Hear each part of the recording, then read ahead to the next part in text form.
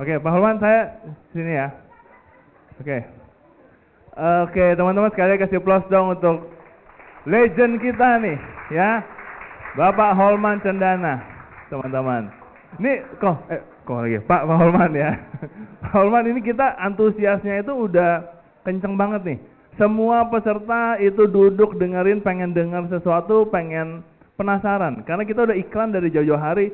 Ini Pak Holman ini wajib dengar, wajib datang karena one of legend di Prudential. Ya, jadi teman-teman udah nggak sabar dengar Pak Holman? Yes, oke. Kita mulai ya teman-teman ya. Jadi hari ini sesinya kita talk show, kita ngobrol-ngobrol teman-teman. Kapan lagi teman-teman bisa dengar Pak Holman? Ya, saya pertama kali dengar Pak Holman ngomong itu kemarin ya waktu ALC Pak. Waktu ALC itu kesempatan yang berharga banget. Mungkin gak banyak yang tahu, waktu saya baru join AAJI, Pak Holman, itu saya ke Kokas AAJI, ya, itu saya udah lihat sosoknya Pak Holman, tapi saya belum kenal. Saya udah lihat sosoknya Pak Holman, wih, ini leader gitu ya. Ternyata hari ini bisa ngobrol langsung teman-teman. One of living legendnya Prudential, ya. Saya udah banyak talk show sama orang, cuma kali ini grogi nih, ya. Udah sering talk show, cuma kali ini grogi banget. Oke, siapa tuh Cie? Ya. Oke, kita mulai ya teman-teman. Hari ini talk show kita bersama Pak Holman. Pak Holman, boleh dong cerita dikit nih. Teman-teman mungkin banyak yang belum tahu. Prudential lahir tahun berapa teman-teman? 95. Pak Holman join tahun berapa? 96. 96 teman-teman. Kenapa? Bulan Mei. Bulan Mei ya. Jadi ini adik kandungnya Prudential teman-teman. Langsung lahir setelah Prudential. Ya. Berarti 28 tahun ya Pak Holman di Prudential ya? 28 tahun. Pak Holman boleh cerita dikit dong backgroundnya sebelum di Prudential apa nih? Dan gimana rasanya join Pru di tahun 96 saat itu Pak? Ya, sebelum join di Pru saya sebenarnya itu pengusaha. Jadi saya ada pegang 2 company, ada satu yang import buku dari luar negeri untuk distribusi.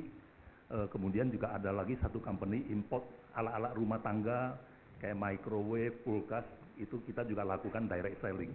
Itu pengalaman saya sebelum saya masuk Pru. Oh, oke. Nah, kalau ditanya perasaannya gimana waktu masuk Pru? Ya, perasaannya biasa-biasa aja karena saya itu karena background pengusaha juga pernah lakukan bidang penjualan, ya nggak terlalu signifikan, cuma ada satu hal yang terkesan di saya waktu awal-awal saya gabung, karena background saya kan pengusaha, saya pernah beli asuransi Prudential di Malaysia, sama saya punya recruiter di Malaysia, saya beli Prudential itu ada 3 polis, yang saya sendiri 2, istri saya 1.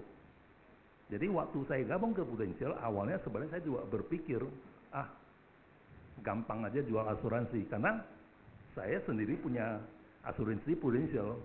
Nah, cuma begitu waktu udah masuk, udah mulai jualan, baru tahu, ternyata sulit jualan asuransi. Nah, cuma pada saat itu karena saya udah terlanjur masuk, saya nggak bisa keluar. Pengertian nggak bisa keluarnya gini, saya sebelumnya pernah sering training salesman untuk penjualan alat rumah tangga yang lain. Saya sering tegur anak buah saya, kalau saya kasih you produk, kalau you gak bisa jual, you jangan ngaku ke saya you salesman atau sales girl. Saya selalu tegurnya seperti itu. Giliran saya jalannya asuransi, kalau saya gak bisa jual, akhirnya saya yang malu sendiri. Jadi ya mau gak mau ya saya mesti jalanin, berjuang keras untuk bagaimana jual asuransi. Itu cerita awalnya. Dulu pengusaha bidang apa Pak Holman? Ada yang import buku arsitek, buku fashion dari luar negeri, kemudian ada yang import alat rumah tangga gitu. Oh, oke. Berarti Pak Holman tadi saya dengar usia sekarang 68 tahun ya? Betul. Berarti mulai Prudential umur? 40 ya? Oke, kasih applause dong teman-teman. Ya. Berarti memang background di penjualan direct sales itu nggak ada sama sekali ya? Ya pengalaman import import itu aja ya. Dan kita training salesman gitu loh. Oke. Pak Holman, dulu waktu Pak Holman join tahun 96, itu Prudential belum nomor 1 ya, Pak Holman? Belum. Belum ya? Belum. Saat itu Prudential nomor berapa, Pak Holman? Atau saat itu siapa yang nomor satunya? Kalau sekarang kan teman-teman semua udah taunya Prudential nomor 1 ya. Saat itu kita di posisi berapa dan gimana cerita kita bisa langsung nomor 1 tuh? Oke, kalau tanya Prudential dulu, ini masih terekam di benak saya. Jadi waktu tahun 96, 97, saya ingat pernah hadir satu event Prudential, tapi saya udah lupa event itu apa. Kumpul di satu hall kayak acara Prudential gitu. Itu kira-kira hitung saya yang kumpul itu hadir acara itu kira-kira 100 orang. Mungkin lebih sedikit dari yang keadaan sekarang. 100 orang. Kemudian Prudential nyanyikan lagu We Are Number One. Saya di belakang saya mikir, cuma 100 orang, dari mana We Are Number One? Nggak nyampe 100 orang bahkan ya? Jadi nggak connect, rasanya nggak percaya, dari mana sih Prudential We Are Number One? Ya udahlah, itu pengalaman yang terkesan buat saya. Ya sambil on the way berjalan ya udah, terus Prudential setiap tahun bertumbuh tuh sampai We Are Number One gitu. Oh, dulu tapi belum banyak yang kenal Prudential berarti ya, Pak Holman? Termasuk sedikit. Termasuk sedikit ya? Sangat sedikit. Bedanya sama sekarang itu jauh banget, semua orang udah hampir kenal Prudential berarti? Bedanya jauh banget. Beda jauh banget ya? Jauh. Nah, keunggulan menurut Pak Holman nih, keunggulan mereka apa sih kalau dulu, atau tantangannya Pak Holman dulu waktu awal mulai, itu apa Pak Holman? Kalau di Prudential? Tantangannya? Ya kalau tantangannya dari dulu sampai sekarang ya sama aja. Ya bagaimana cara kita jual, bagaimana kita meyakinkan customer, ya basically ya sama aja sih. Basicnya mirip-mirip lah ya? Sama aja. Oke. Lalu Pak Holman, orang suka bilang nih, teman-teman mungkin banyak yang bilang, wah udah enak nih, di Prudential udah 28 tahun ya. Ada nggak yang umurnya belum 28 teman-teman? Oh semua langsung aku belum 28 banyak ya. Yang muda, banyak yang muda. Banyak yang muda ya. Iya. Banyak orang bilang Pak Holman, udah 28 tahun, enak lah, udah tiong lah bahasanya. Udah tiong itu gimana tanggapan Pak Holman? Untuk teman-teman nih. Ya kalau dibilang tiong ya bener aja memang. Tiong memang bener ya, tepuk tangan teman-teman ya. Nggak, tiong itu artinya udah inilah, sukses, udah enak lah teman-teman ya. Emang bener berarti ya Pak Holman ya? Iya. Oke. Pak Holman, terus kalau sampai 28 tahun nih bisa di Prudential, kenapa memilih setia bersama Prudential? Sempat nggak tergoda sama bisnis lain gitu atau asuransi lain? Kan kadang dalam beberapa musim di Prudential, ada musim asuransi lain suka bajak membajak gitu ya. Ada musim yang di hire, ayo ajak pindah ke gue, dikasih duit segala macam. Nah Pak Holman, kenapa nggak tertarik ke arah sana? Kenapa setia dengan Prudential? Oke, tadi yang pertama kan yang ditanya, kenapa masih setia dengan Prudential? Betul. Alasannya gampang, karena setiap bulan ditransfer ratusan juta. Wih. Kadang-kadang transfer 1 miliar gitu. Ya, jadi setia itu terpaksa karena ditransfer terus. Karena ada duitnya ya. Jadi teman-teman, duit yang bikin setia ya. Iya. Karena duitnya, yang ngapain repot-repot lagi, kita mulai sesuatu dari tempat lain, dari nol lagi ya. Iya. Terus yang kedua kan tadi yang ditanya tentang tertarik dengan bisnis lain. Iya. Ya sebenarnya saya bukan tertarik dengan bisnis lain, tapi saya ada invest di bisnis lain. Oke. Jadi karena income dari Prudential cukup besar. Jadi kalau ada uang nganggur, ya udah, kalau ada properti yang bagus ya kita invest. Ada bisnis yang bagus, ya udahlah ikutan saham. Ya, yang terjadi seperti itu. Yang ketiga tadi tanya tentang berkaitan dengan asuransi lain kan. Ya, pertama ya karena Prudential dikirimkan income terus, kenapa saya mesti ke asuransi lain? Itu nomor satu. Nomor dua, saya pernah dengar yang di bendera lain ya, bendera warna lain, itu 6-7 tahun yang lalu. Saya dengar orang dalamnya itu dari sana ngobrol nih. Dia tanya bosnya, kenapa gak rekrut ajak Pak Holman pindah gitu. Bosnya bilang, kita udah gak sanggup bayarin Pak Holman. Jadi itu alasan mereka gak rekrut saya. Oke. Nah pertanyaan keempat tadi tentang membajak ya. Ya. Nah ini kalau soal membajak agen ini suatu hal yang sangat menarik untuk kita pahamin.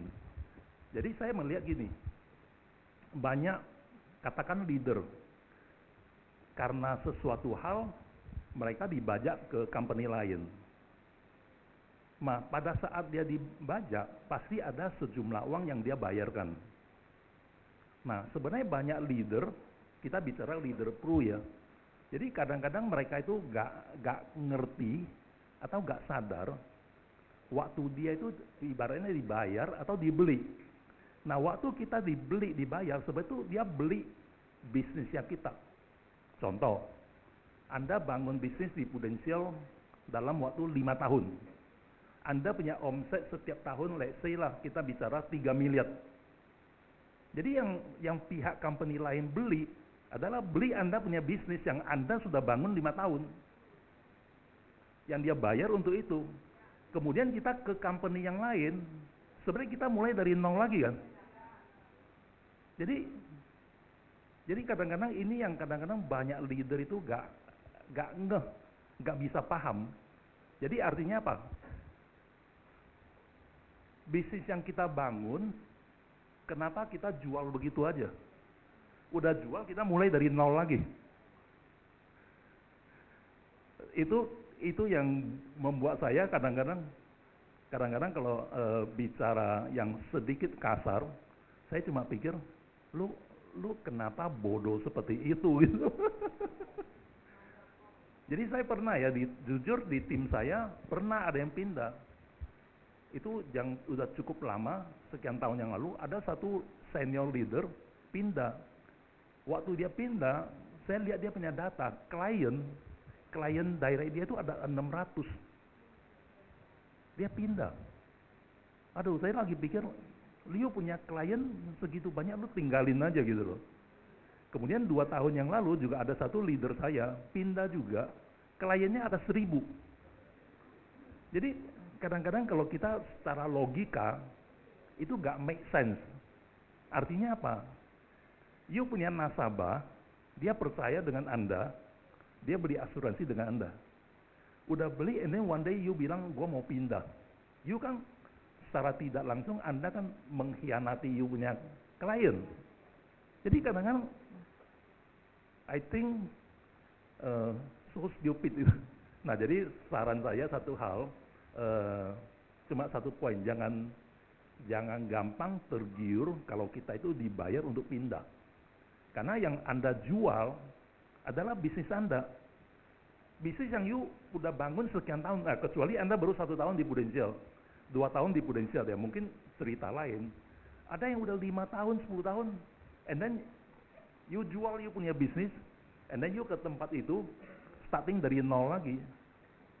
Kalau buat saya nggak connect di pikiran saya. That's it aja. Oke. Berarti kalau saya tangkap nih Pak Holman termasuk orang yang loyal gitu ya. Kesetiaan itu sesuatu yang penting untuk Pak Holman ya. Kayaknya karena nggak make sense buat Pak Holman, kita udah punya nasabah segitu banyak, punya nasabah kadang sampai ratusan ribuan, kita tinggalin harus besok ke tempat lain, itu nggak make sense. Oke, jadi kita mesti lihat ini adalah bisnis yang kita bangun. Masing-masing Anda bangun bisnis. Anda seperti anggaplah Anda bangun sebuah restoran. You udah susah payah bangun selama 5 tahun. And then ada satu orang datang, udah gue beli aja restoran you. And then Anda jual dengan harga murah. Kecuali ya Anda dibayar 5 miliar, 10 miliar, 20 miliar, mungkin cerita lain. Tapi kalau Anda cuma dibayar sekian ratus juta, and then nah ini restoran gua kasih you deh. Kan gimana, kalau buat saya gak make sense. Lu susah payah you bangun sekian tahun, and then you jual dengan gampang. Kalau gitu, and then you bilang, udah gua bikin lagi restoran baru lagi. Saya nggak ngerti. Jadi ini hal yang perlu Anda paham dengan baik-baik, karena ini kita bicara bisnis. Artinya bisnis yang Anda bangun ya jangan gampang oper ke orang lain gitu loh, what for gitu loh. Itu aja. Oke, Pak Holman, terus kita mau lanjut nih. Kalau tadi Pak Holman bilang tentang ada leader yang punya 600 nasabah, 1000 nasabah, saya jadi pengen nanya soal Prudential lagi ada repricing nih, mungkin asuransi lain juga ada repricing. Itu gimana tuh tanggapannya Pak Holman tentang repricing dan dampaknya ke omset Pak Holman sendiri gimana Pak?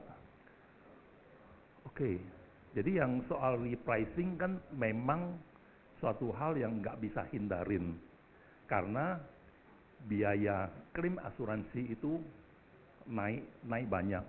Jadi mau nggak mau memang harus repricing. Terakhir 2 minggu yang lalu saya dengar di Malaysia juga lakukan repricing gitu loh. Jadi itu sesuatu hal yang tidak bisa hindarin. Nah, kedua tadi menyangkut omset kan? Iya, omset. Kalau omset nggak ada pengaruh, maksud saya artinya gini loh, kita kan nggak bisa alasan karena repricing omset gua kurang atau omset masing-masing tim kurang. I think itu bukan alasan, karena kalau tahun lalu tidak repricing, Anda punya omset jauh lebih tinggi nggak gitu loh. Jadi saya kira nggak pengaruh dengan omset, karena kalau bicara omset kan adalah suatu perjuangan dari Anda masing-masing untuk lakukan penjualan ataupun bersama dengan tim Anda.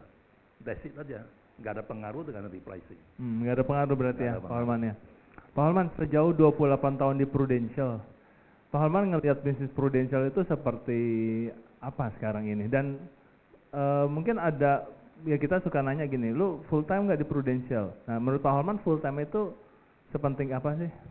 Untuk full time? Full time. Oke. Jadi kalau pengalaman saya, waktu saya 2 tahun pertama, saya sebenarnya juga part time. Karena saya ada bisnis kan. Ya.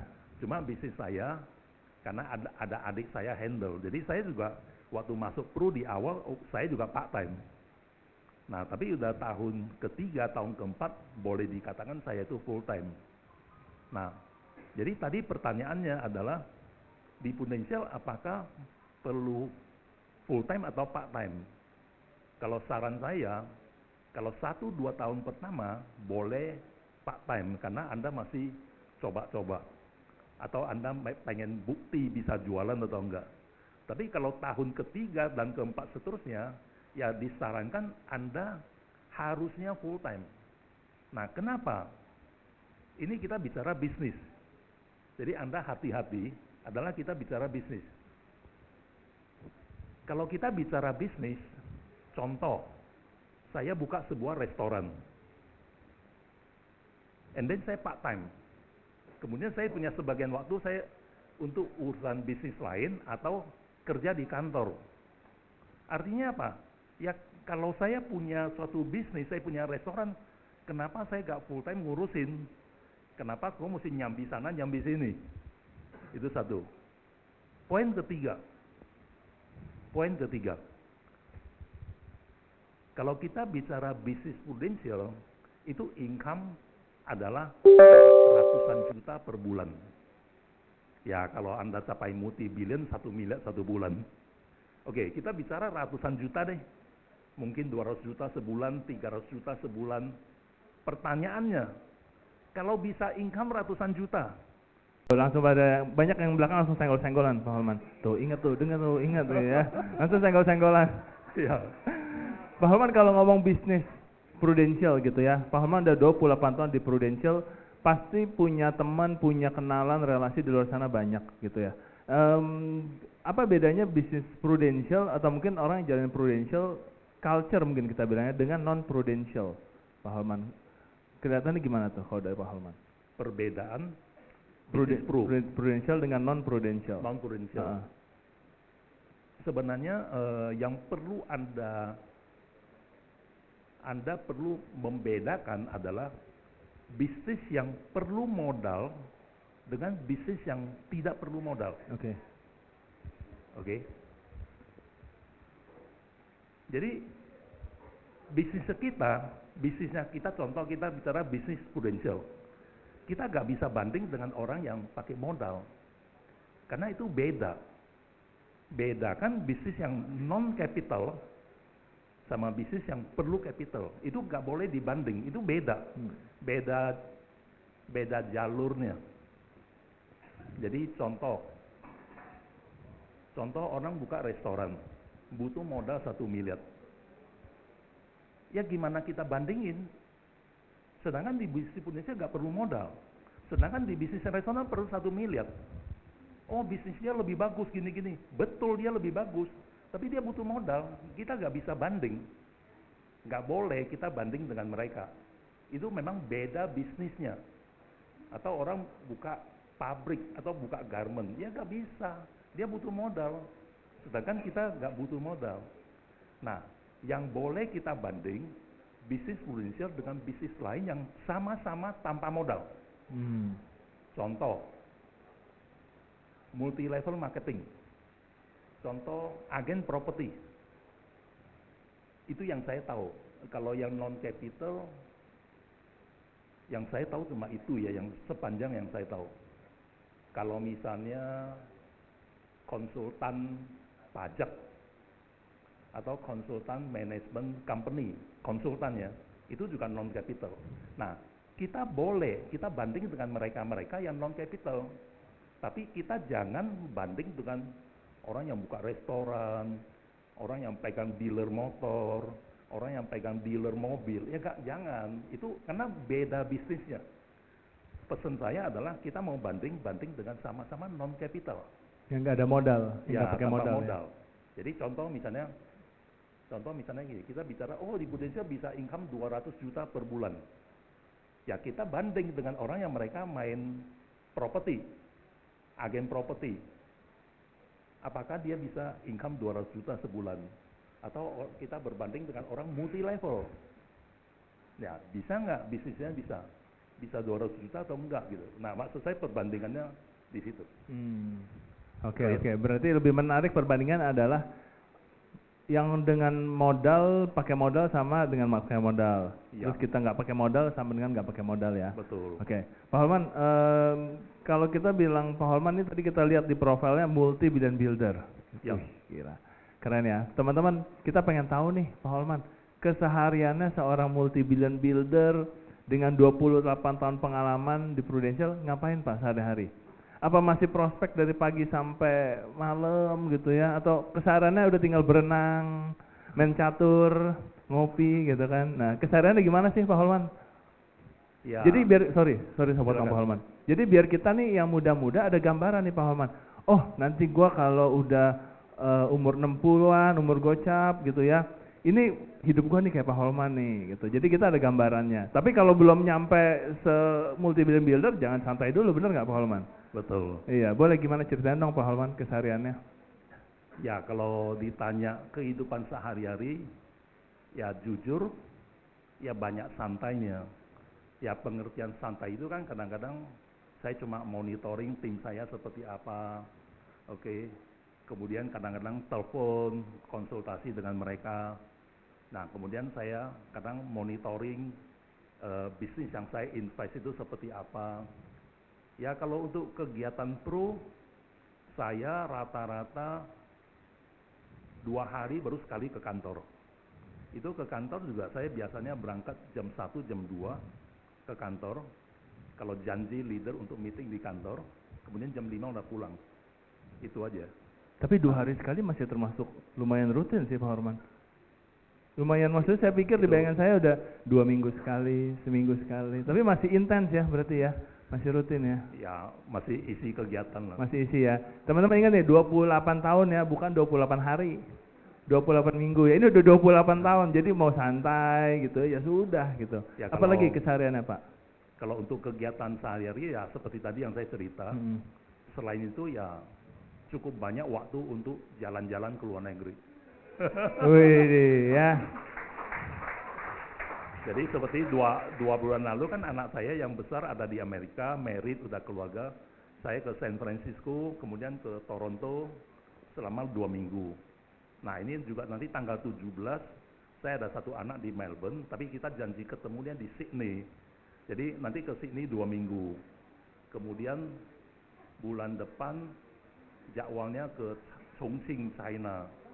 Widih. Kalau November belum tahu, planning akhir Desember ke Korea gitu. Widih. Jadi ya kalau hitungan saya setahun bisa rata-rata 9 kali trip ke luar negeri gitu. Widih. Ya, jangan ditanya kapan prospek teman-teman.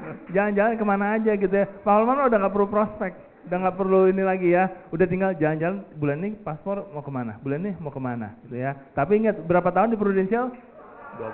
Iya, jangan baru 2 tahun gitu ya Pak. 28 hari, 28 minggu udah pengen ngikutin gayanya Pak Holman, jalan-jalan terus nih. Ya, yang penting saran saya, ya Gimana, minimal income 500 juta sebulan lah. Minimal income 500 Ya, juta per bulan. Kalau udah 500 juta mau santai-santai boleh lah. Oke, tuh. Ingat minimal income-nya berapa? 500 juta baru mau santai-santai terserah deh. Kalau belum gimana Pak? Kalau Ya. belum 500 gimana? Ya sebaiknya jangan. Sebaiknya jangan ya. Karena kan kalau kita tidak tekun jalanin, itu tidak menutup kemungkinan income kita turun. Ya, Ya kan? Jadi kita sebaiknya tetap eksis eksis. supaya income-nya itu naik gitu. Yang saya kaget tadi 2 hari sekali Pak Holman masih rutin, itu termasuk rutin sih. Keren loh Pak Holman. Rutin sih. Rutin ya? Rutin. Oke. Ya anggap jalan-jalan aja sih. Anggap jalan-jalan ya. Meeting leader, ketemu orang jalan-jalan ya. Itu biasanya Pak Holman yang... Kerjaan kita kan cuma ketemu leader, ngobrol-ngobrol sejam 2 jam gitu kan. Benar. Itu aja. Itu aja ya? Bukan jadi kuli, bukan patul kan. Oke. Pak Holman itu biasanya kalau Pak Holman ketemu leader meeting gitu, Pak Holman yang cari mereka apa mereka yang Pak Holman kita mau ketemu dong? Kalau di masa-masa lebih banyak ya kita yang nyari mereka. Oh, oke. Karena kalau dia nyari kita kan dia takut ditegur, kok omset lu kurang. Oh gitu ya. Iya. Seru, menarik. Pak Holman, ini 28 tahun di Prudential. Udah banyak ngelihat berbagai macam agent, berbagai macam leader, come and go, datang dan pergi. Ada nggak sih pola-pola khusus agent dan leader ini bisa sukses? Mungkin selama 28 tahun Pak Holman ngeliat, kayaknya, wah begitu ngelihat agent, gue udah tahu nih, ini kayaknya bisa jadi. Wah ini nggak bakal lama deh. Nah ada pola-pola khusus nggak sih yang kayak gitu Pak Holman? Pola untuk membangun bisnis, Iya, pola bisa. untuk keberhasilan. Iya. Oke, saya boleh sharing, mungkin saya izin untuk menampilkan slide ya. Oke. Ini kita akan sedikit ke materinya.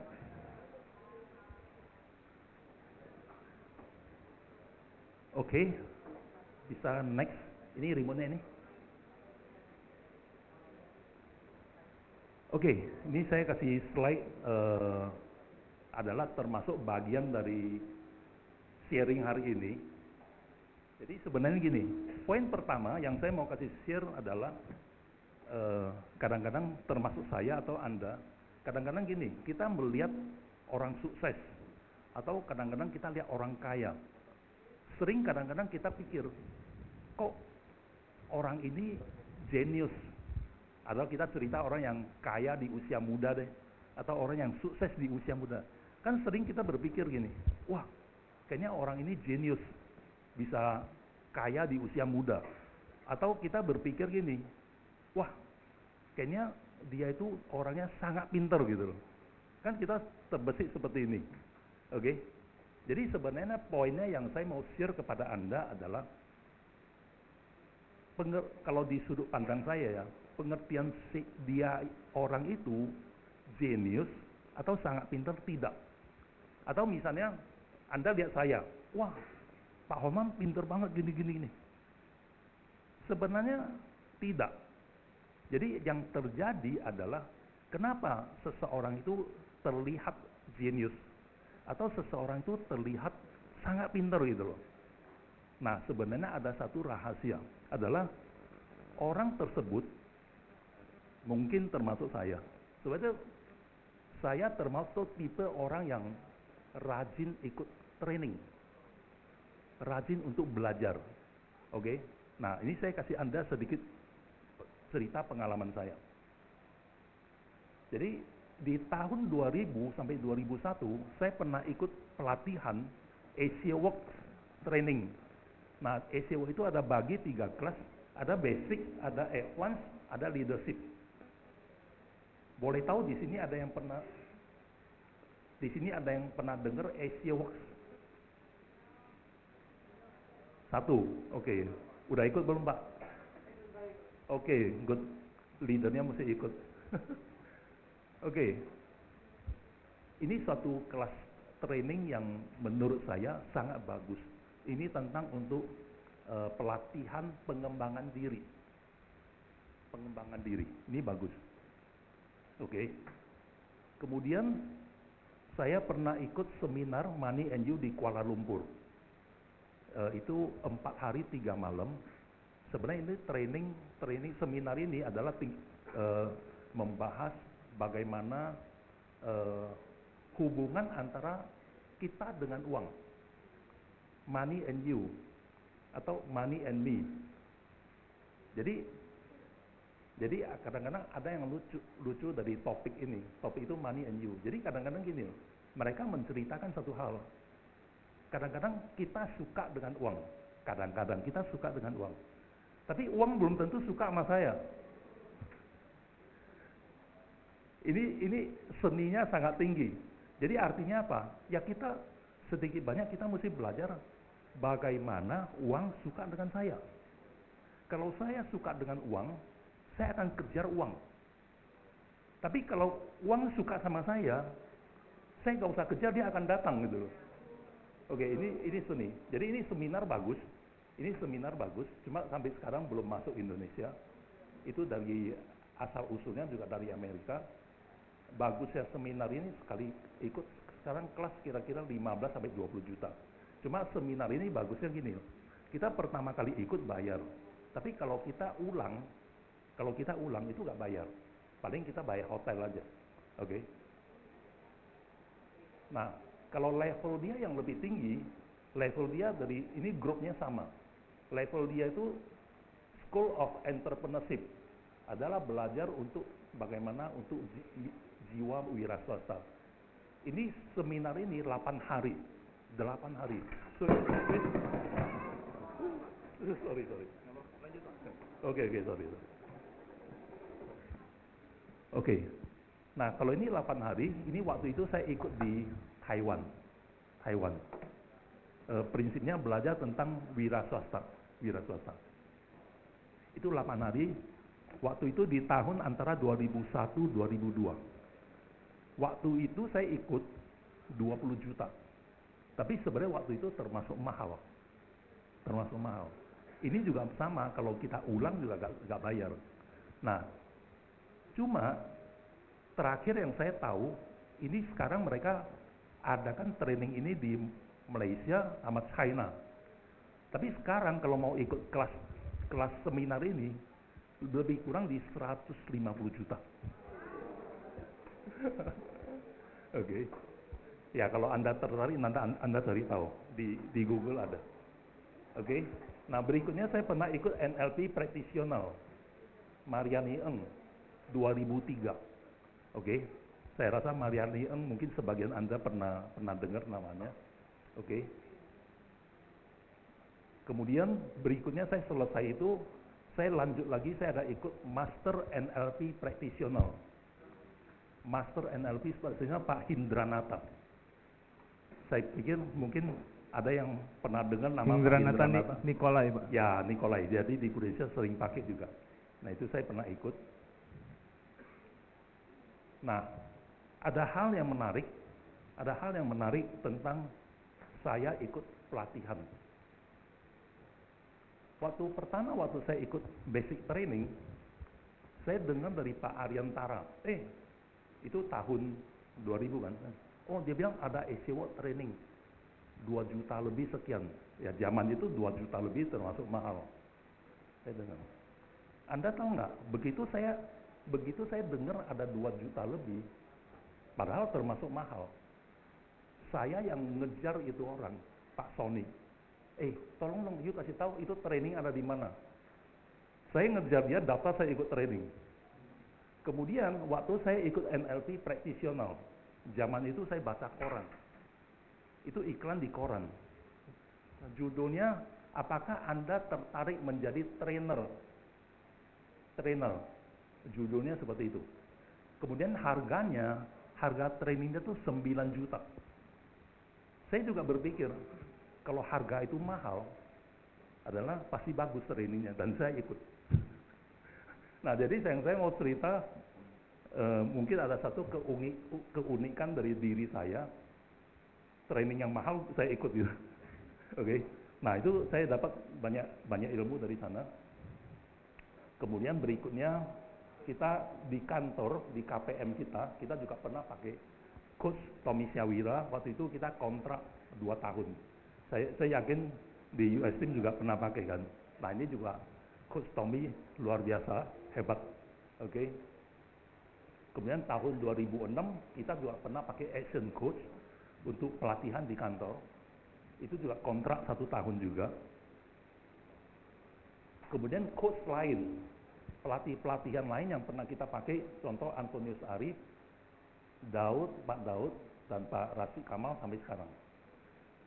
Oke, nah di sini yang saya mau sharing kepada Anda, bahwa contoh, misalnya Anda melihat, Anda anggap saya pinter. Jadi bukan karena saya lahir pinter, karena saya ikut banyak pelatihan. Paham nggak? Nah, jadi saya harap Anda nangkep poin di sini dulu. Artinya, kalau Anda nangkep poinnya, Anda mau jadi orang hebat dengan lebih cepat. Anda mau jadi orang kaya dengan lebih cepat. Ya usahakan ikut pelatihan-pelatihan tertentu. Jadi, seperti saya bukan karena saya lahirnya pinter. Jadi, saya yang paling bersyukur di Prudential adalah tentang belajar ini. Karena sebelumnya saya belasan tahun saya dagang. Saya jadi importir. Tapi belasan tahun saya nggak pernah ikut seminar. Nggak pernah belajar. Maksudnya ilmu tertentu. Saya bisa belajar ilmu itu waktu saya di Prudential. Ini saya yang bersyukur dan saya terima kasih ke Prudential bahwa saya ada kesempatan belajar. Oke. Nah, ini yang luar biasa. Jadi semoga Anda juga bisa get point seperti ini. Jadi contoh begini, kita belajar. Contoh US Team dengan saya nggak ada hubungan bisnis kan. Tapi saya bersedia datang sharing gitu loh. Oke. Tapi kalau misalnya Anda dagang, misalnya Anda, contohlah Anda dagang handphone. Anda pernah lihat nggak sih di Roxy Mas, dikumpulin 100 pedagang toko, oke kita seminar bareng gitu. Ada nggak? Nggak ada. Atau Anda ke Tanah Abang, pernah nggak Tanah Abang dikumpulin 100 pengusaha, yuk kita bahas gimana supaya garment itu ramai gitu. Ada nggak? Nggak ada. Kalau di dunia dagang, dunia bisnis, orang itu sikut-sikutan. Tapi kalau di dunia Prudential, saya bukan Anda nggak ada hubungan dengan Pak Sudin punya tim, tapi kita bisa sharing dan belajar bareng. Luar biasa nggak? Tepuk tangan dong buat Prudential. Oke. Nah, inilah yang saya kasih tahu kelebihan dari bisnis Prudential. Jadi Anda bisa banyak belajar. Oke. Nah, jadi poinnya yang saya mau sampaikan adalah, kecuali Anda jenius, Anda boleh terusin Anda punya jenius. Tapi kalau Anda merasa saya ini biasa-biasa aja, nah yang penting Anda paham, kita boleh jadi orang biasa-biasa, tapi yang penting kita mau belajar. Kita mau belajar, and then kita jadi orang pinter. Ini yang saya lakukan. Saya belajar dan saya jadi orang pinter. Bukan karena saya lahir masuk Indonesia orang pinter, enggak. Oke.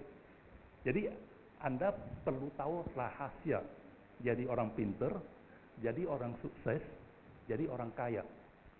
Prinsipnya itu aja. Oke.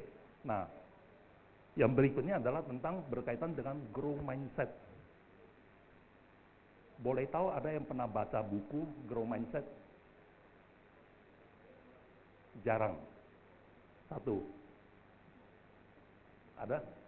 1, 2, mungkin 5 orang, mungkin 10.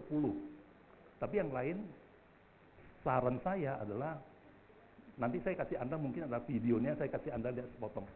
Jadi, prinsipnya adalah, Anda benar-benar mesti memiliki grow mindset.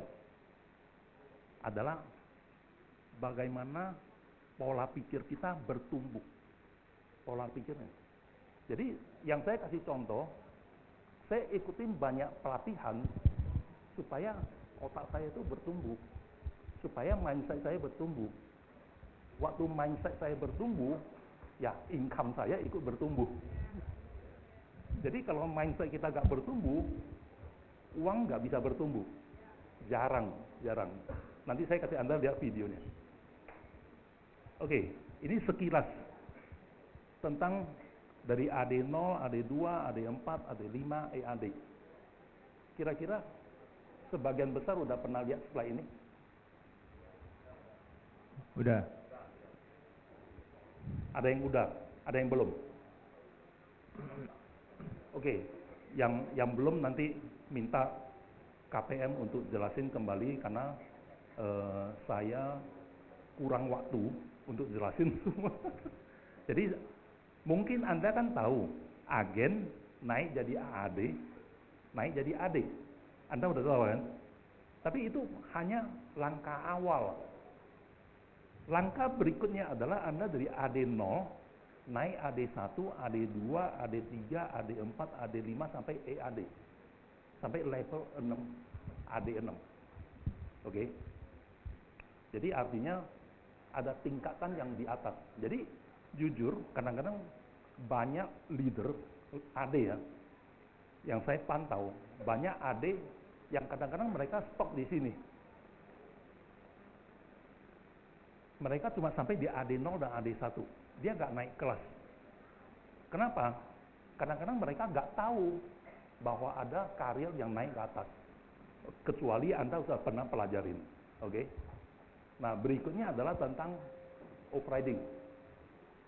Ini adalah off-riding untuk khusus untuk AD3, AD4, AD5, AD6. Ini juga saya nggak bahas detail. Nanti semoga kalau Anda yang belum tahu, ya mungkin Anda boleh tanya leader atau bikin kelas untuk training tertentu. Contoh begini. Kenapa EAD, contoh seperti saya.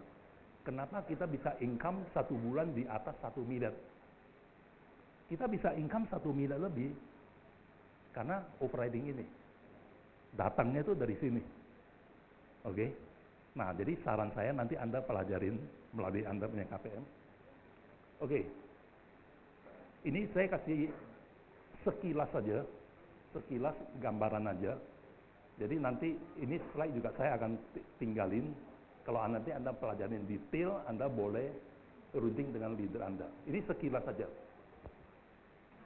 Kadang-kadang ada leader yang bertanya atau berpikir, gimana sih bisa dapat income 1 miliar 1 bulan? Datang cara hitungnya dari mana gitu. Ini saya kasih gambaran yang sederhana dulu. Oke? Kalau untuk detail nanti Anda pelajarin. Saya pernah hitung nih. Contoh nih. Kalau Anda punya grup, Anda punya 6 orang AD. Contoh aja ya. Anda punya 6 orang AD, rata-rata produksinya 600 juta. Rata-rata. Dengan off-riding 8%, berarti dapat 288 juta. Itu cara hitungnya. Kedua, contoh, misalnya Anda punya 12 orang AD. Grup Anda punya 12. Oke? Kali 600 juta, kali 8%, itu 576 juta. Contoh ketiga, misalnya Anda punya tim, Anda punya grup, ada 24 orang AD. Kali 600 juta, kali 8%, Anda punya income setahun 1,1 miliar dalam 1 tahun. Sampai di sini sedikit gambarannya. Artinya apa? Anda punya income ditentukan ada berapa banyak orang AD. Paham ya? Nah, kalau misalnya Anda punya tim ada 48 orang AD. Kali 600, Anda punya income 2,3 miliar. Kalau Anda punya grup ada 96 orang AD, ada 4,6 miliar per tahun. Kalau Anda punya grup ada 192 kali 600 juta kali 8%, 9,2 miliar.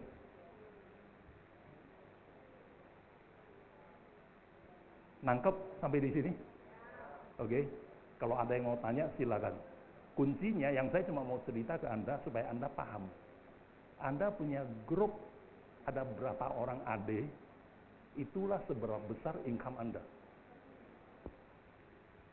Oke.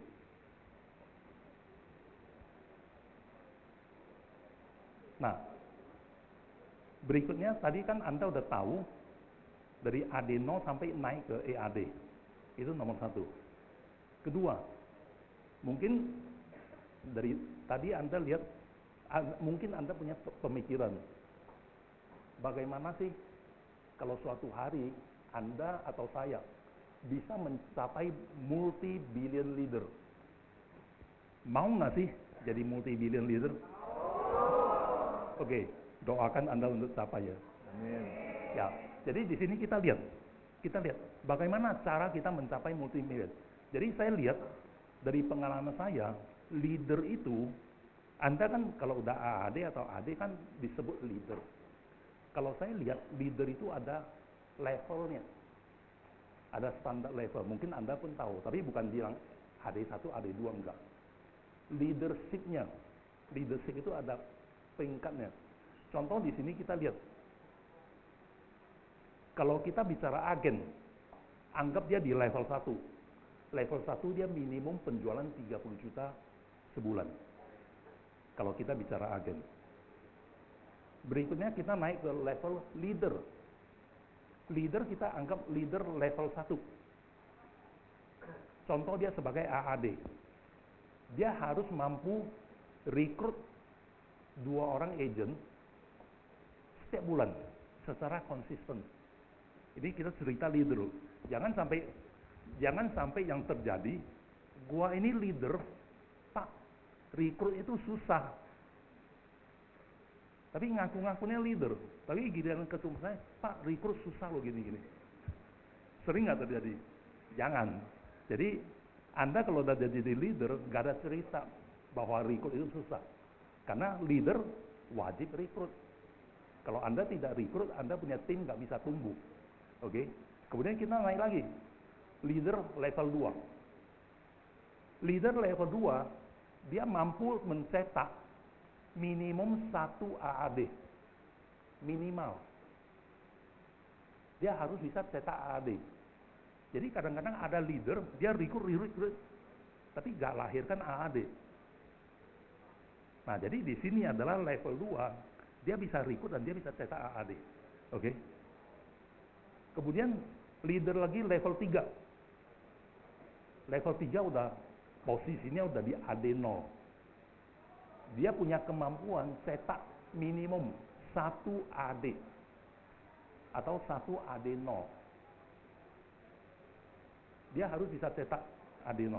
Itu udah di level 3. Kemudian di level 4 udah mendekati AD1. Dia minimum juga harus bisa mencetak AD0 secara konsisten. AD0 yang AD di bawah, cucu AD. Dia harus bisa mencetak cucu AD. Kemudian level 5. Level 5 adalah dia mampu mendidik AD0-nya, cetak AD0. Cucunya bisa cetak AD. Oke. Kemudian sampai ke level 6. Level 6 adalah seorang leader, dia bisa transfer semua sistem kepada dia punya tim. Contoh adalah dia bisa mengedukasi dia punya tim bagaimana cetak AD. Bagaimana cetak AD. Jadi poinnya, ini sekilas dulu. Ini adalah roadmap. Kalau Anda bicara Prudential, ini roadmap. Kira-kira Anda bisa melihat saat ini Anda ada di level mana gitu. Kedua, tugasannya Anda harus naik level. Waktu Anda bisa naik level, Anda punya income naik. Kalau Anda nggak bisa naik level, Anda punya income sulit naik. Get point? Get point ya? Oke, nah berikutnya saya kasih Anda lihat sekilas tentang prinsip leadership. Jadi, kalau di Prudential, kalau Anda cuma jago jualan, oh, gua setiap tahun Star Club, saya setiap tahun MDRT, saya setiap tahun PCC. Contoh, sorry to say, Anda punya income biasa-biasa aja. Tapi, Anda punya income bisa naik dengan cepat kalau Anda punya leadership. Anda bisa bimbing tim, Anda bisa rekrut orang, Anda bisa cetak AAD, Anda bisa cetak AD. Itu artinya Anda punya leadership yang bagus. Nah, waktu kita mau belajar, apa sih? Ini saya kasih Anda lihat sekilas dulu. Sebenarnya nggak semua poin, tapi saya kasih Anda lihat simple berapa poin dulu. Sebenarnya kalau yang mau lebih lengkap, Anda baca buku 21 Hukum Kepemimpinan John C. Maxwell. Kalau Anda yang rajin baca. Oke, ini saya kasih Anda lihat yang simple dulu. Poin pertama, leadership adalah nomor 1, Anda harus punya visi. Visi yang besar dan cukup jelas.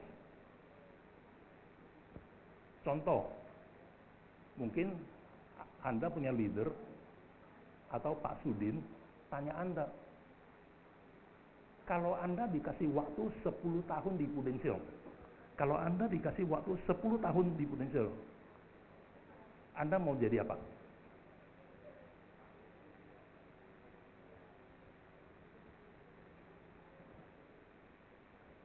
Anda mau jadi apa? Nah, itulah visi Anda. Itulah visi Anda. Yang saya katakan, visi Anda harus besar. Karena waktu visi Anda kecil, Anda capainya kecil.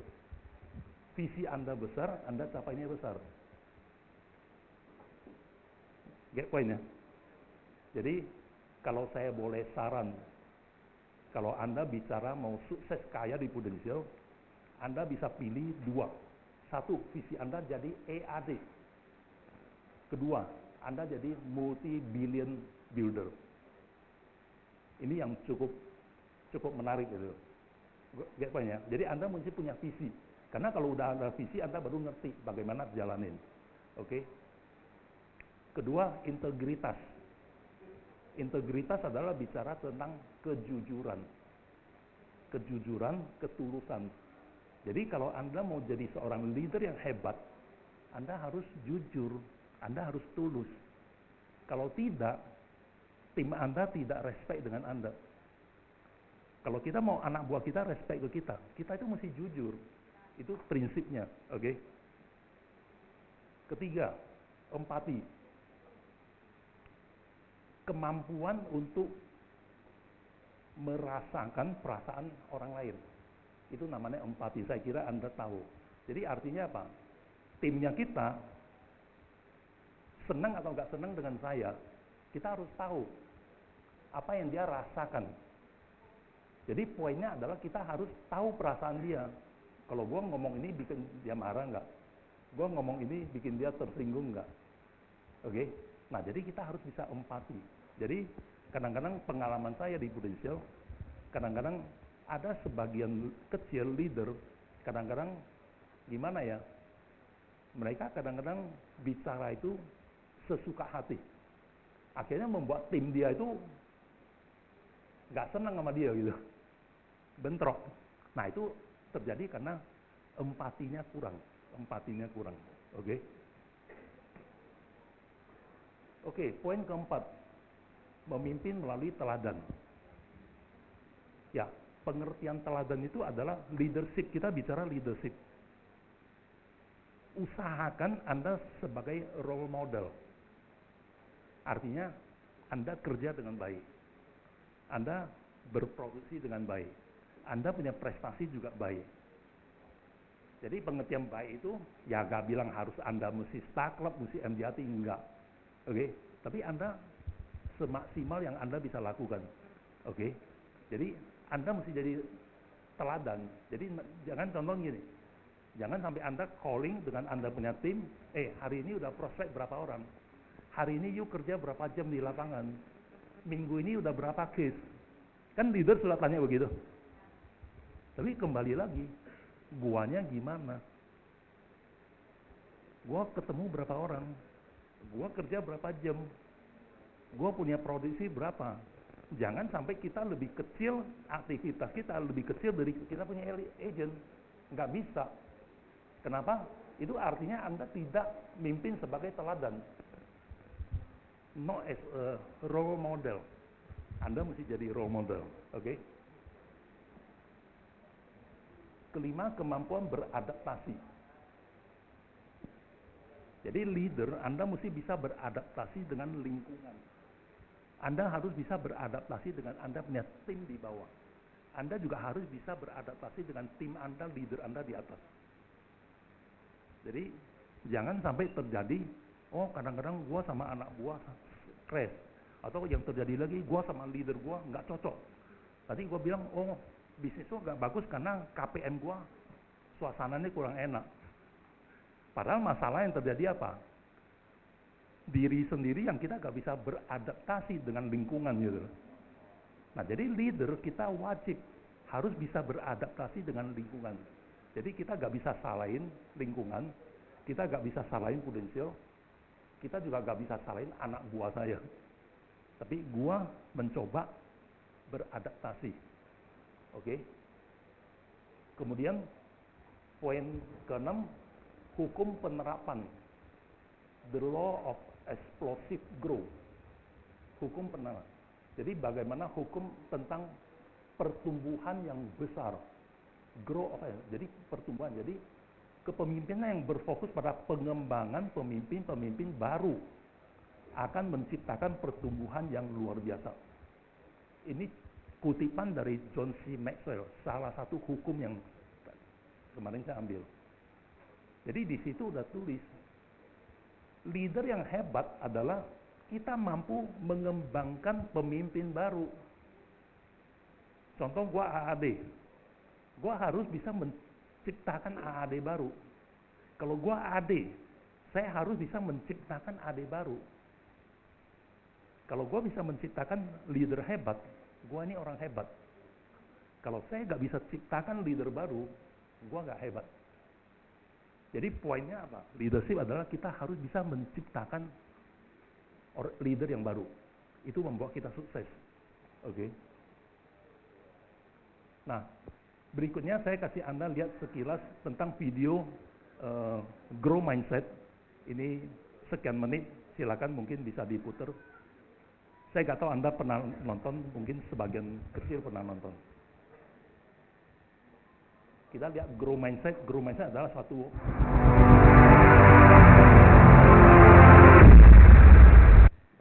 Halo, selamat datang di channel Rahasia Sukses. Lihatlah wajahmu, sudah berapa lama kamu memiliki wajah seperti itu? Tentu selama kamu hidup, bukan? Itu karena kita hampir tidak memiliki kontrol terhadap penampilan wajah dan tubuh kita, seperti tinggi badan, bentuk hidung kita, maupun warna dari mata kita. Dan apa yang dapat kita kontrol adalah keahlian dan kemampuan kita. Hal ini sudah diteliti oleh Carol Dweck dalam bukunya yang berjudul Mindset atau Pola Pikir. Carol Dweck membagi itu menjadi 2 mindset, yaitu mindset tetap dan mindset bertumbuh. Orang-orang dengan mindset tetap berpikir kalau bakat adalah segalanya. Jika mereka tidak berbakat untuk melakukan sesuatu, mereka berpikir itu sudah menjadi takdir mereka untuk gagal. Keahlian mereka seolah-olah sudah diturunkan melalui gen mereka, seperti halnya penampilan kita tadi. Dan dengan kata lain, mereka tidak pernah ingin mencoba untuk meningkatkan kemampuan yang bukan menjadi bakat mereka. Dan kebalikannya adalah orang-orang yang memiliki mindset bertumbuh. Mereka percaya kalau mereka dapat mencapai apapun asalkan mereka berusaha dan bekerja keras. Selain itu, mereka mendedikasikan diri mereka untuk mencapai goal dan berlatih sebanyak mungkin. Karena mindset kita mempunyai pengaruh besar pada performa kita. Mari kita lihat kedua mindset itu lebih jelas lagi. Kamu mungkin pernah mendengar kutipan, kerja keras akan mengalahkan bakat ketika bakat gagal untuk bekerja keras. Orang-orang dengan mindset tetap mempunyai pandangan berbeda. Menurut dunia mereka, bakat itu adalah raja. Orang yang memiliki mindset tetap secara alamiah, mereka selalu ingin terlihat berbakat. Hal ini terlihat ketika perusahaan-perusahaan besar mencari lulusan terbaik di universitas dan berharap mereka akan berkinerja sempurna dan tidak perlu banyak dilatih terlebih dahulu. Mereka langsung diterjunkan ke pekerjaan mereka dan benar-benar diperhatikan kinerjanya. Apabila kinerja mereka tidak baik, mereka dapat dipecat. Proses semacam ini merugikan kedua belah pihak. Bukan hanya perusahaan menghambat diri mereka sendiri dari perekrutan orang-orang hebat, pola pikir hitam putih mereka menghasilkan mindset tetap di pandangan orang-orang. Karena dari pertama, para karyawan dibentuk kalau mereka dinilai berdasarkan kinerja baik atau buruknya mereka. Oleh karena itu, banyak karyawan yang menghabiskan waktu kerja mereka hanya untuk tidak terlihat bodoh dan tidak ingin dilihat sebagai orang gagal. Hasilnya, mereka tidak mengerja produktivitas kerja terbaik mereka. Mari kita bandingkan dengan orang yang memiliki mindset bertumbuh. Ini seperti ketika seorang anak dikasih soal matematika yang sulit. Mereka senang untuk mengerjakan itu, dan akhirnya mereka akan terus dapat mengerjakan soal matematika yang lebih sulit. Mereka memiliki semangat untuk menghadapi tantangan yang lebih sulit dan berat. Dan alasan mereka tentunya bukan hanya karena ingin mendapatkan nilai yang terbaik, tapi mereka merasakan kepuasan untuk mendorong diri mereka sendiri menjadi lebih baik. Mereka akan mengambil kesempatan untuk belajar dari yang terbaik, selalu mencoba walaupun mereka sempat gagal, mengganti strategi, dan mengadaptasikan mantra latihan menghasilkan kesempurnaan. Dua contoh yang terkenal adalah Lee Iacocca, seorang direktur perusahaan mobil yang mengembangkan mobil Ford Mustang dan mobil Pinto. Selain itu juga dia menghidupkan kembali perusahaan Chrysler ketika dia menjabat menjadi CEO di tahun 1980-an. Dan contoh lainnya adalah Lou Gerstner, mantan CEO dari perusahaan IBM. Dia menjabat dari tahun 1993 sampai 2002. Dan dia sangat terkenal karena dia berhasil memutarbalikkan keadaan dari perusahaan IBM yang saat itu sedang menuju keterpurukan.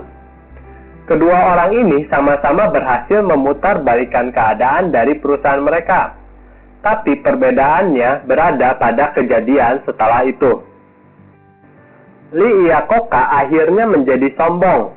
Dia merasa dirinya sangat berjasa dan membiarkan dirinya dikelilingi oleh para pemuja dia. Dia akhirnya lebih khawatir tentang image dirinya ketimbang dengan kinerja perusahaan. Karena dia senang mencari penerimaan dari orang lain, akhirnya dia tidak dapat mengambil keputusan dengan bijak. Dia mengabaikan penjualan yang terus-menerus turun, bahkan memecat seorang desainer inovatif dan akhirnya perusahaan itu menjadi jatuh lagi. Sedangkan sebaliknya, Lou Gerstner, dia menyadari adanya konflik internal di IBM yang membuat kerjasama dan pelayanan mereka menurun. Jadi dia menghilangkan hierarki yang sudah ada sebelumnya, dan dia menaruh dirinya sendiri sebagai karyawan tingkat rendah agar dapat berkomunikasi dengan baik dengan sesama karyawan lainnya. Dengan berfokus pada kerjasama tim dan belajar dari kesalahan masa lalu, dia menunjukkan mindset bertumbuh yang sejati, dan akhirnya IBM menjadi perusahaan yang sukses secara berkesinambungan. Contoh lainnya adalah pebasket yang pasti kita sudah kenal, yaitu Michael Jordan. Berikut kutipan dari Michael Jordan. Saya sudah gagal melempar bola lebih dari 9.000 kali di karir saya. Kalah di hampir 300 pertandingan. Sebanyak 26 kali saya pernah dipercayakan untuk mengambil lemparan penentuan, dan saya gagal. Saya sudah gagal terus-menerus di hidup saya. Oleh karena itu, saya menjadi sukses. Mindset bertumbuh dari Michael Jordan membawa dirinya menjadi pebasket bilioner pertama sepanjang sejarah. Dan kita semua tentunya memiliki mindset bertumbuh, bahkan dari kita lahir. Seorang bayi tidak memiliki batasan apapun. Mereka ingin belajar semua hal. Dan antara dari umur 1 sampai 3 tahun, sebuah mindset sudah dapat terlihat. Bayi-bayi dengan mindset bertumbuh, dia akan menolong bayi lain yang sedang menangis. Sedangkan bayi dengan mindset tetap akan tetap diam dan menghiraukan bayi yang sedang menangis itu. Dan kabar gembiranya adalah semua orang dapat mengembangkan mindset bertumbuh. Ini adalah permulaan yang baik. Ketika kamu menumpahkan kopimu, jangan berkata, "Oh, saya ceroboh," dan menghubungkan kegagalanmu itu dengan identitasmu. Seharusnya kamu melihat itu sebagai sesuatu yang eksternal, kejadian yang hanya sekali terjadi dan coba untuk melakukannya lebih baik lagi di lain waktu. Mungkin kamu bisa berkata, "Yang sudah terjadi, terjadilah. Saya hanya tinggal membersihkan itu dan lebih berhati-hati di lain waktu." Dengan cara seperti itu, kamu akan menghabiskan lebih banyak waktu untuk mengejar goal dan mimpi-mimpimu, dan tidak menghabiskan waktu untuk khawatir dengan apa yang salah pada dirimu. Kamu akan mengembangkan mindset bertumbuh, dan kamu akan mencapai potensi terbaikmu di perjalananmu. Terima kasih sudah mendengarkan, semoga bermanfaat. Jangan lupa like atau komen jika ada yang ingin kalian tanyakan. Share dan diskusikan dengan teman kalian, dan yang paling penting, tekan tombol subscribe. Oke, bisa nangkep poinnya. Kalau bagi Anda yang pengen lebih detail, Anda di YouTube, Anda klik aja Grow Mindset. Masih banyak, serialnya banyak. Ini tadi kemarin saya pilih yang rekaman yang paling pendek, kalau nggak salah 9 menit. Tapi ada penjelasan yang sampai 20 menit ya. Jadi ini luar biasa. Sebenarnya yang saya katakan, kalau kita bicara sukses, syaratnya adalah grow mindset. Kalau kita bicara kaya, adalah grow mindset.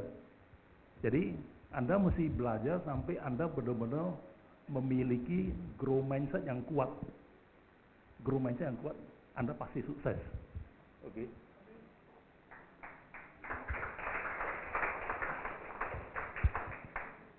Oke, nah berikutnya tentang, ini ada gambaran pikiran, level pikiran manusia tentang alam sadar, alam bawah sadar. Boleh tahu siapa yang pernah cukup mempelajari tentang alam sadar dan alam bawah sadar? Nggak ada? 1, 2 orang, 3, 5? Ya, antara 5 ke 10 orang ya. Ini sebenarnya ini sesuatu bidang pengetahuan yang sangat luar biasa. Saya ingat saya pernah ikut satu pelatihan awareness before change di Malaysia. Waktu itu yang ngajar itu Kolonel Ejidin, itu dia pelatih di Prudential Malaysia. Oke, di Kuala Lumpur saya pernah ikut pelatihannya itu 4 hari 3 malam. Itu semacam pelatihan di camp. Jadi itu tahun berapa ya? Sekitar tahun 99, something like that. Jadi waktu saya ikut pelatihan itu saya pertama kali dengar alam bawah sadar. Sebelumnya saya nggak pernah dengar alam bawah sadar. Di situ saya baru dengar alam bawah sadar. Tapi terus terang, sesudah ikut training saya juga bingung apa sih alam bawah sadar. Waktu saya pulang ke Jakarta, saya pergi ke Gramedia. Saya beli 10 buku bahas tentang alam bawah sadar. Saya pengen tahu alam bawah sadar itu apa sih itu. Oke. Akhirnya saya baca, ya lumayan ngerti lah. Mungkin saya jelasin garis besarnya dulu ya. Contoh kalau kita lagi duduk begini, kita lagi tukar pikiran, kita lagi diskusi, kita menggunakan alam sadar kita. Alam sadar kita yang 10%.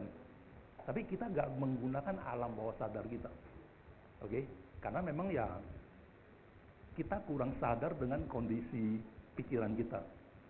Nah, Anda perhatikan satu hal.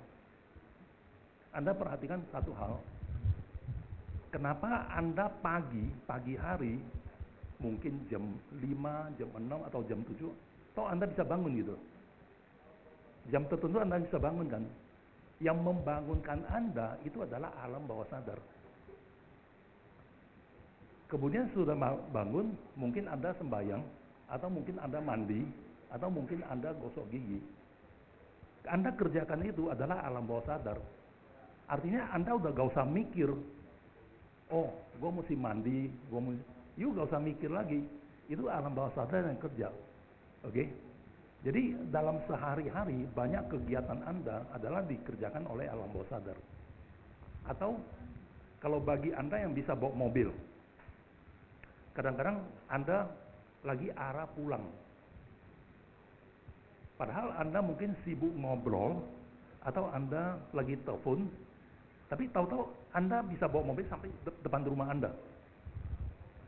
Padahal Anda nggak lihat Google Map gitu. Pernah perhatikan begitu nggak? Nah, itu terjadi karena alam bawah sadar yang kerja. Nah, jadi otak manusia itu dibagi secara garis besar bagi 3 bagian. 1, alam sadar. 2, alam bawah sadar. Yang ketiga adalah alam tidak sadar. Tadi yang saya bilang Anda bangun pagi, atau Anda waktu pergi mandi, atau Anda setir mobil adalah alam bawah sadar. Tapi kalau alam tidak sadar, Anda sendiri tidak tahu. Saya juga kadang-kadang tidak tahu alam tidak sadar saya apa gitu. Jadi artinya gitu, kadang-kadang kita bisa lakukan sesuatu hal, kadang-kadang kita lakukan satu hal yang benar-benar kita tidak mikir, tapi kita lakuin. Pernah merasakan kejadian itu? Nah, kalau itu terjadi, itu adalah alam tidak sadar Anda. Anda tidak sadar, tapi Anda lakuin. Gitu loh. Nah, kedua, Anda lihat, ternyata manusia ini menggunakan alam sadar hanya 10%. Kemudian alam bawah sadar 50%, alam tidak sadar itu 30-40%. Jadi artinya apa? Kita sadar itu hanya 10%. Yang 90% di bawah sadar atau tidak sadar. Oke? Ya, ini memang cukup menarik. Saya kasih Anda lihat gambar yang lain. Jadi di sini dia memberi gambar bahwa alam sadar kita adalah 12%, itu menyangkut analisa, ego, stres, gelombang otak beta.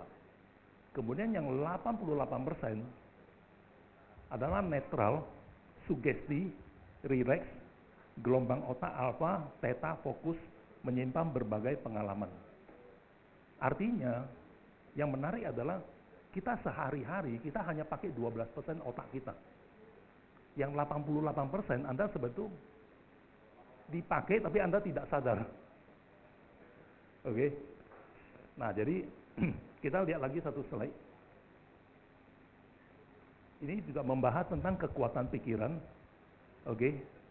Manusia rata-rata hanya menggunakan kapasitas otak kurang dari 4%. Oke?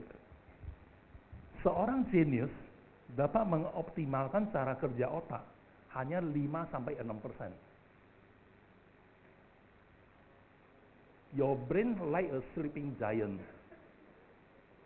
Sebenarnya otak Anda adalah satu raksasa yang tertidur. Itu kelas training Anthony Robbins, apa ya, Sleeping Giant, topiknya adalah ada sebuah raksasa yang tidur dalam diri Anda. Jadi kalau pelan-pelan Anda belajar ini, sebenarnya kita sebenarnya gini, yang saya mau sampaikan sebaik kita itu bisa menjadi orang hebat. Anda semua bisa jadi orang hebat. Tetapi Anda harus bisa membangunkan, mengaktifkan Anda punya alam bawah sadar. Anda harus bisa belajar mengaktifkan Anda punya alam bawah sadar. Gini deh, contoh simpel dulu. Saya kasih simpel dulu. Kadang-kadang Anda mungkin ketemu orang lain, Anda mau rekrut, dia kadang-kadang dia kasih tahu, oh, gua mah gak bisa jualan asuransi. Padahal dia belum belajar, tapi dia bilang gak bisa. Ditanya nanti ini gak bisa, itu gak bisa, itu gak bisa. Nah, yang menjadi gak bisa itu ada di mana? Yang menjadi gak bisa itu adalah alam bawah sadar dia mengatakan dia tidak bisa. Oke? Ini salah satu contoh simple. Jadi sebenarnya challengingnya adalah bagaimana cara kita berkomunikasi dengan alam bawah sadar kita. Memang agak rumit. Saya cuma bisa kasih Anda satu gambaran, advice adalah untuk berkomunikasi dengan alam bawah sadar Anda. Salah satu cara adalah ikut program pelatihan NLP Practitioner. Oke. Nah, kemudian program NLP Practitioner itu masih terbagi dua. Ada NLP Practitioner, ada lagi kelas Master Practitioner. Itu trainingnya itu biasanya 7 hari. Satu kelas itu 7 hari. Kalau Anda ikut 2 kelas berarti itu 14 hari. Saya ada satu pengalaman yang sangat menarik dan lucu. Jadi saya ada satu kenalan, sama-sama saya itu training NLP. Namanya Pak Antonius Arif. Ya mudah-mudahan di sini nggak ada yang timnya Pak Antonius ya. Jadi gini, saya berulang kali ajak dia, yuk kita ikut seminar Money and You. Dia berulang kali nggak mau ikut. Sampai terakhir kali saya bilang, yuk deh, 2 bulan lagi ada, kita ikut ke sana yuk gitu loh. Saya ngajak dia gitu. Anda tahu nggak apa yang dia jawab saya? Pak, saya nggak mau belajar lagi. Maksudnya nggak mau belajar apa? Saya nggak mau belajar lagi seminar yang menyangkut uang. Dia kasih tahu saya dia nggak mau belajar seminar yang menyangkut uang. Saya cuma nggak tegur langsung. Karena teman-teman dekat. Saya lagi berpikir, kamu tiap hari training orang, you tiap hari bikin seminar, emang nggak ada urusan sama uang? Kan dia berurusan sama uang. Tapi giliran ikut seminar, dia bilang, gue gak mau belajar tentang uang. Aneh nggak? Menurut Anda aneh nggak? Itu juga pernah ikut training NLP. Nah, yang saya mau cerita kenapa manusia bisa seperti itu. Ini adalah respon dari dia punya alam bawah sadar. Respon dari alam bawah sadar bahwa dia gak mau belajar seminar yang ada hubungan dengan uang. Padahal dia tiap hari kerja cari uang. Aneh kan? Nah itu sekilas. Jadi nanti Anda perhatikan. Jadi kadang-kadang Anda bisa respon yang sama seperti ini. Oke. Jadi key point dari slide ini yang saya mau sampaikan sebenarnya gini. Sukses tidak ada yang instan. Oh, gua 1 tahun di Prudential jadi orang sukses. Gua 5 tahun di Prudential jadi orang sukses, orang kaya raya. Sebenarnya nggak ada. Oke. Nah, namun sukses adalah melalui proses pembelajaran yang berkelanjutan. Belajarnya terus. Kalau bisa tiap bulan belajar, kalau bisa tiap tahun belajar. Ya, Anda belajar mau dari seminar, Anda dari YouTube, dari berbagai channel lain, atau training di kantor, ketemu leader Anda, ya Anda terus bisa belajar. Oke, jadi tipsnya yang saya mau sampaikan adalah sukses adalah melalui proses belajar yang berkelanjutan. Oke, so ya saya kira ini aja yang materi yang saya bisa share. Semoga Anda dapat sesuatu. Oke. Yuk. Pak Holman, boleh lanjut silakan. Oke. Dapat banyak nggak teman-teman? Banyak ya. Tadi berarti teman-teman udah tahu kalau ternyata dari dulu Pak Holman itu ikut segala macam training. Bayar mahal pun ikut ya, Pak ya. Jadi nggak pikir, aduh sayang training, karena itu mindsetnya harus grow dulu. Ya oke. Pak Holman saya boleh back dulu nggak ke slide sebelumnya tadi yang ada EAD? Tadi di dalam Pak Holman sempat ngobrol gitu ya, katanya slide ketiga kalau nggak salah Bal. Oke, sambil yang ada itu Bal, nah nextnya nih. Oke, sebelumnya Pak Iqbal. Yang ini. Pak Holman, dulu tadi Pak Holman bilang, dulu waktu Prudential awal itu berapa generasi Pak Holman? Satu generasi ya, saya dengar di dalam nih, biar teman-teman juga. Ya, kalau awal itu hanya overriding ya. Overriding. Itu hanya satu generasi. Jadi AD on AD tok. Ya, gitu hanya ya. satu generasi. Sekarang teman-teman tahunya berapa? 6 ya, kalau dulu 1 ya Pak? Satu. Jadi awalnya cuma hanya satu generasi, itu pun hanya 6%. Oke. Kemudian saya udah lupa tahunnya, kalau nggak salah 2004 baru ditambah satu generasi. Artinya cucu AM. Jadi waktu itu dapatnya 2 generasi. Jadi waktu dapat 2 generasi, kita udah senang sekali gitu. Karena sebelumnya cuma satu generasi kan. Tahu-tahu dapat 2 udah senangnya bukan main. Ya satu generasi aja udah bagus, tahu-tahu dikasih 2 gitu loh. Nah kemudian berjalannya waktu sampai 2017 berubah menjadi 6 generasi. 6 generasi. Tepuk tangan buat Prudential dulu dong. Terus Pak Holman sempat bilang begitu berubah 6 generasi, Pak Holman sempat kaget, nggak percaya sampai nelpon kemana tadi Pak Holman? Ya teman-teman ya. Ke teman senior leader. Iya benar nggak gitu ya sampai 6 generasi? Ya. Karena waktu itu saya cuma lihat kalau Prudential kalau membayar 2 generasi kan pembayaran overridingnya udah cukup besar. Karena sebelumnya 1 kan jadi 2 cukup besar. Waktu jadi 3 saya tanya ada yang senior leader, ini gimana sih cara Prudential bayar gitu loh. Karena menurut saya gila Prudential kalau bayar sampai 3, 4 itu gede banget. Tapi kemudian maksudnya itu saya sendiri nggak percaya bahwa Prudential bayar itu berlapis-lapis itu. Nah akhirnya saya tanya leadernya, dia jelasin gini-gini. Ya udah saya percaya aja lah udah gitu. Percaya ya. Berapa Pak Holman sekarang berapa direct AD? AD direct hampir 150. Oh, secara kerajaan ada 150 ya. Tepuk tangan dong teman-teman. Soalnya banyak yang WhatsApp Pak Holman, banyak yang WhatsApp, Ton titip tanya dong berapa kerajaan AD gitu ya. Kalau direct AD? Direct AD 7. Direct AD 7, secara kerajaan semua ada 150. Iya. Wow, nggak heran teman-teman, setahun 9 kali ya. Kasih aplaus sekali lagi untuk Pak Holman teman-teman. Yo, thank you. Terus Pak Holman, leader senior siapa aja yang di undernya Pak Holman nih? Mungkin teman-teman belum pernah ketemu Pak Holman, nggak tahu mungkin ketemunya ternyata anak-anaknya Pak Holman yang sharing ke sini. Siapa aja Pak Holman? Kalau yang Jakarta ya Pak Ceris Utasa. Pak Ceris itu FP1 ya? FP1. Yang kedua Pak Jimmy Walia. Yang saya ingat Pak Jimmy Walia pernah. Tahu ya, semua tahu ya langsung ya. Pak Jimmy Walia juga hari ini baru kembali dari Praha karena Presiden Club. Wih, iya. Oke, kasih aplaus dong teman-teman ya. Cakep, keren.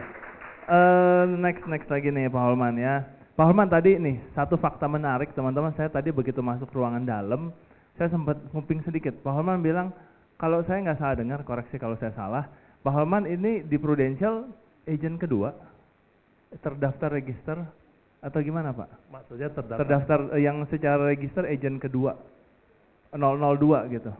Oh, nomor keagenan. Nomor keagenan. Teman-teman kode agent depannya berapa? Ya, mau tahu nggak kode agentnya Pak Holman? Pak Holman kode agentnya berapa? Hah? Kode agentnya? Maksudnya agent kalau keberapa? Awalnya itu 002. Awalnya 002 ya. Jadi yang 001 itu orang Malaysia yang bangun tim. Ya, orang kedua masuk Prudential dari tim Malaysia ya. Ya, saya orang kedua yang masuk Prudential. Nah. Teman-teman kalau nggak datang hari ini, nggak dengerin hari ini rugi. Kenapa? Lu ketemu orang nomor 2 di Prudential, teman-teman. Langsung ya. Jadi ini benar-benar orang, berarti yang pertama orang Malaysia ya. Ya. Lee Boon Siong dulu ya. Betul. Baru Pak Holman. Ya. Oke, ketiganya baru Lim Nisha itu tadi ya. Betul. Waduh, teman-teman nih benar kesempatan langka banget ya, spesial banget. Oke, next lagi Pak Holman. Pak Holman udah 28 tahun di Prudential, udah berarti bisa kita bilang udah lewatin 28 kali final sprint. Iya. Lihat agent leader semua ngejar final sprint Pak Holman. Kira-kira apa sih yang agent leader harus kerjain biasa di akhir tahun yang bisa bikin mereka berhasil? Oke. Di akhir tahun nih kan banyak pola-polanya nih, ada yang tiba-tiba jadi semangat, ada yang tiba-tiba aduh kayaknya udah nggak mungkin. Nah, gimana tuh Pak Holman ngeliatnya? Oke, sebenarnya kalau dari sudut pandang saya ya, kalau kita bicara final sprint sebenarnya tugasnya Anda adalah mengejar Anda punya goal. Jadi kan saya nggak tahu Anda masing-masing bikin goal di awal tahun berapa. Kemudian sekarang udah masuk di bulan, udah dekat ke Oktober kan. Nah jadi Anda punya 3 bulannya, kejar sisa goal yang Anda belum terpenuhin. Itu aja. Berarti ingat goalnya ya? Ya fokus ke Anda punya goal. Kalau misalnya Anda punya sisa goalnya banyak, ya itu resiko karena kadang-kadang ada agen atau leader 6 bulan pertama santai-santai gitu. Tapi udah akhir tahun kepepet, ya udah Anda mesti bayar hutang gitu loh. Karena awal tahun santai ya sekarang Anda kejar. Itu aja. Oke. Itu final sprint. Final sprint ya. Pak Holman, ini kita kalau lihat banyak yang masih muda-muda gitu ya. Ada pesan-pesan nggak Pak Holman buat yang muda-muda nih jalanin Prudential? Pak Holman sorry, anak paling gede umur? Yang paling kecil umur 40. Anak paling kecil, anak paling kecil umur 40. Oke. Ini berarti kayak ngeliat cucu nih Pak Holman. Ya udah generasi anak-anak saya. Ya. Nah ini kita mungkin masih 20-an ya, banyak kayak cucunya Pak Holman. Ini gimana sih pesan-pesan mereka ke mereka buat jalanin Prudential Pak? Ya kalau bicara pesan kan mungkin tadi udah banyak ya. Sebab itu ya tugasnya Anda adalah tadi yang saya sebut tentang Anda harus punya visi. Punya visi yang cukup besar dan jelas. Kedua, sesudah visi Anda harus punya dream yang jelas.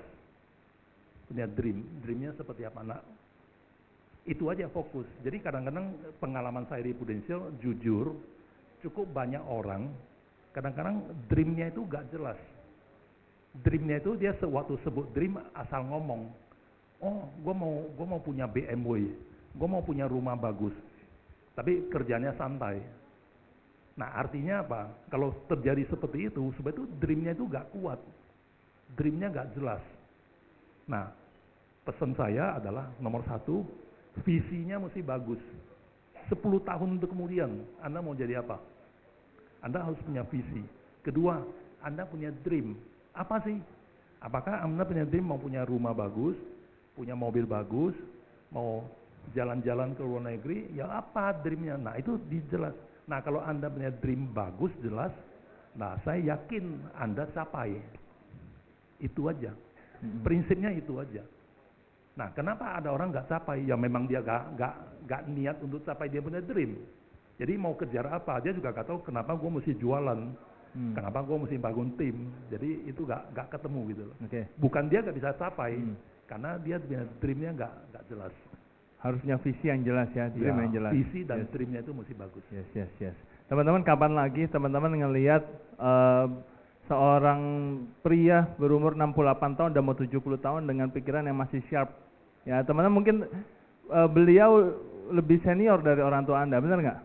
Tapi pikirannya masih sharp, masih tajam gitu ya, masih bisa kasih kita arahan, bimbingan, pandangan tentang Prudential. Tepuk tangan buat Pak Holman, teman-teman. Pak Holman selama karena kalau tadi disebut siap, mungkin saya itu grow mindsetnya itu kuat. Saya selalu suka belajar Ya, ya. atau rajin belajar. Itu aja. Ya, jadi itu kuncinya teman-teman. Rajin belajar, baca buku, training terus ya Pak Holman ini. Pak Holman di umur sekarang 68 tahun, ngelihat Prudential udah segini besar, perjalanan juga begitu panjang di Prudential. Apa sih filosofi hidup Pak Holman selama ini? Ada pegangan nggak? Pegangan hidup. Orang tuh harusnya, atau pegangan hidup, pedoman hidup gitu. Ya kalau dibilang filosofi mungkin saya gak pernah benar-benar menulis apa sih itu. Ya kalau bagi saya cuma satu prinsip lah. Jadi ya jadi orang yang jujur aja. Jujur aja. Kadang-kadang ya memang jujur ini kadang-kadang gampang-gampang susah gitu. Jadi pengertian jujur itu, contoh misalnya gini, apa sih yang mau dicapai? Dream seperti apa yang mau dicapai? Ini contoh aja ya. Jadi kadang-kadang saya lihat agen di luar sana, kadang-kadang ngomong dream aja gak jujur gitu loh. Artinya contoh, dia gak punya impian mobil, tapi dia bilang dia mau mobil. Dia gak pengen capai Star Club, tapi dia ngomong gue mau capai Star Club. Nah ini adalah tentang kejujuran. Jadi jujur artinya, apa yang Anda ingin capai gak harus Star Club. You mau capai 200, 300, udah gitu aja.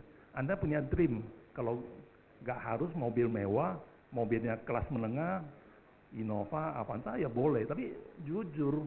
Jadi kadang-kadang jujur ini challenge, ini tidak mudah. Jadi mungkin saya tambahkan satu ya, saya juga berkesan waktu itu kita ikut seminar di Taiwan. Jadi ada satu seksi, ada satu bagian, si trainer itu nanya, integrity apa artinya? Waktu itu peserta kira-kira 200-an orang. Si trainer tanya, apa artinya integrity? Jujur ya, sampai itu dibahas lebih dari 2 jam untuk menemukan jawaban integrity itu apa. Ternyata banyak sekali orang yang gak ngerti integrity itu apa. Saya sendiri juga gak gitu ngerti. Jadi sampai saya pulang ke Jakarta, saya baru cari kamus. Integrity itu apa? Kalau sekarang kan enak, Google Translate ada. Zaman itu gak ada. Jadi saya masih pulang ke Jakarta, saya baru cari. Nah, integrity itu adalah tentang kejujuran, ketulusan, dan keindahan. Nah, ternyata orang yang capai level integrity sedikit. Jujur sedikit. Ada tapi sedikit. Hitungan saya di bawah 5%. Oke, kalau kita mau bicara contoh, ya mungkin ya. Contoh pendeta, kiai, para pemuka kemarin pas yang datang Yohanes Paulus yang datang dari Italia, ya mungkin pemuka agama yang high level itu mereka yang bisa integrity. Tapi kalau orang yang awam bicara integrity, ya sehebat-hebat kita mungkin 70%, 80%, sebagian masih ada yang bohong-bohongnya gitu. Jadi ya kembali yang saya bilang, ya jadi orang sukses ya salah satu kejujuran itu jujur penting. Ya. Itu aja. Jujur Pak Holman, kasih aplaus teman-teman ya. Ini sampai semua terkesima nih ya. Saya juga rasanya enak ngobrol kayak lagi belajar sama orang tua sendiri gitu ya. Kayak lagi dengerin nasihat, kayak lagi dikasih tahu, dengerin. Ngobrol aja ya.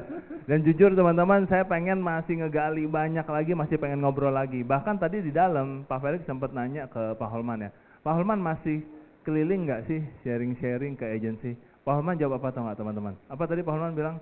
Males ya Pak ya? Males ya, karena ini jadi udah mungkin 28 tahun, teman-teman beruntung banget gitu. Kalau hari ini masih bisa dengar Pak Holman, masih bisa dengar sharingnya, karena beliau sendiri bilang, ya buat apa lagi ya Pak Holman ya? Kalau untuk keliling-keliling ya, anak cucu udah beredar di mana-mana. Karena duitnya masuk terus. Kasih plus dong teman-teman ya.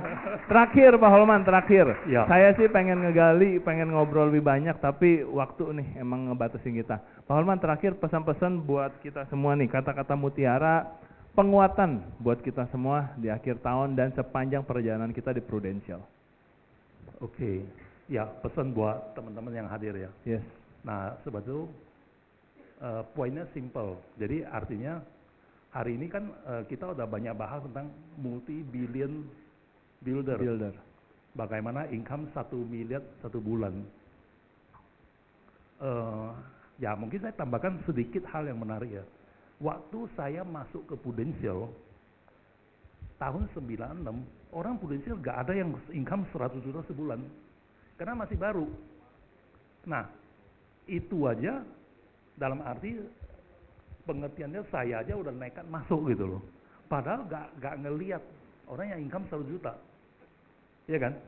Nah, kalau hari ini Anda udah melihat saya, Anda udah lihat multi-billion punya konsep, Anda udah tahu orang ada bukti, ada saksi, bisa income 1 miliar sebulan. Apa yang menjadi keraguan Anda lagi?